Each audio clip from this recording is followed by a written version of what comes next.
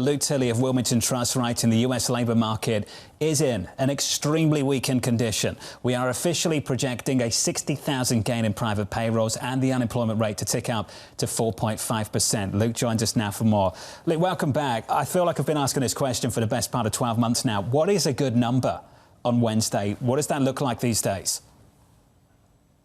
Well, it's obviously a lot lower because of the low labor force growth that we have. But I don't spend a lot of time thinking about what a, quote, break-even number is, because you could construct a mathematical example where you had negative job growth and negative labor force. You know, the unemployment rate could mathematically hold stable, but you would get much weaker spending and you would get much weaker economic performance. So I really think that break-even concept is just sort of an academic one, like Enda just said. We're expecting pretty low growth, and what we've really been noticing and focused on is the fact that the private sector has shed almost 150,000 jobs when you remove the healthcare sector. And the healthcare sector is important, but it's also not sensitive to the cycle at all. It was adding jobs through the global financial crisis. So we've seen that job loss, and that really points to a lot of reticence and a lot of reluctance for private firms and the private sectors to be hiring, and that's gonna weigh on growth, we think. This is important, Luke. You're emphasizing the demand side of the employment picture, the fact that a lot of employers are really holding off on their hiring plans.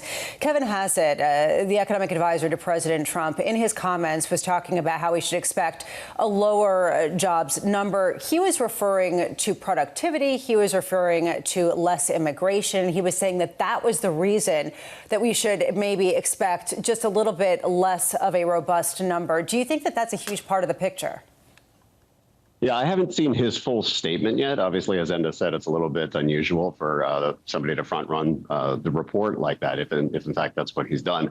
I am a little surprised that he introduced the word panic on his own to talk about the jobs report. So perhaps that weighs on the expectations a little bit.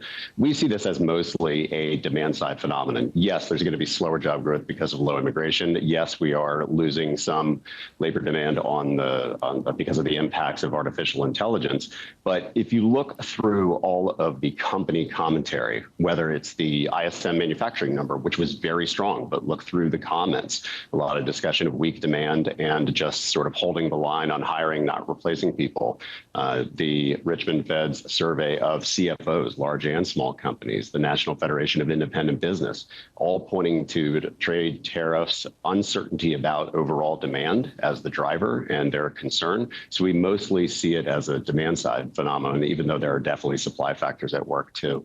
I just want to veer a little bit to the far askance. I don't want to say left or right because it might be viewed as political, but I'm just curious going forward how you view some of these types of statements that could be forward tells or that couldn't be forward tells, or statements about investments in certain areas, or some of the strategic reserves that we could get, say, in metals. I mean, how do you view some of the political discourse when making certain investments? Do you take this as sort of gospel? Do you ignore the noise?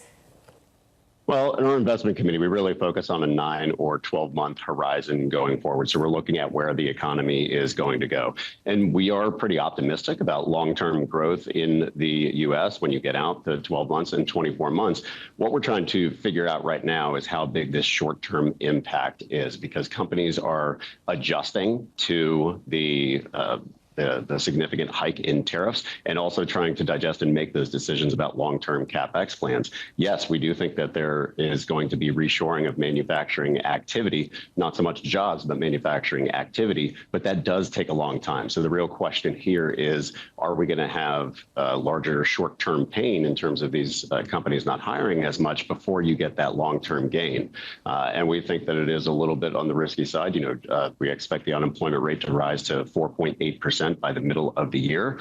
So that's going to be challenging as we look forward. But this is fundamentally an adjustment. It's not a bearish view or that we think that there's something fundamentally wrong with the economy. We're in a rapid adjustment period, and companies have to make some pretty tough decisions. So long-term positive, but short-term there could be some weakness. Luke, as you know, Wednesday's release is important because we'll get the annual revisions to the job count. What are you expecting on that front for 2025 revisions?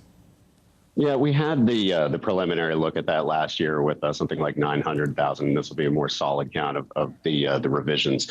This and we don't have our own official number, but it is really clear to us that the Bureau of Labor Statistics is having a very hard time pegging the birth-death model and trying to figure out how many firms were created, how many firms went away.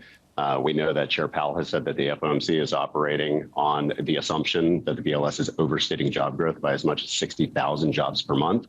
So we'll get a little bit more information about that on Wednesday, of course, as you said. And it just points to the fact that we need to be very careful about every single jobs release that comes out. We have to look and see if there are downward revisions for November and December, for example. So it just makes it a little bit more challenging to read into each jobs report, and we will get that update, but we're a little bit more focused on the look ahead.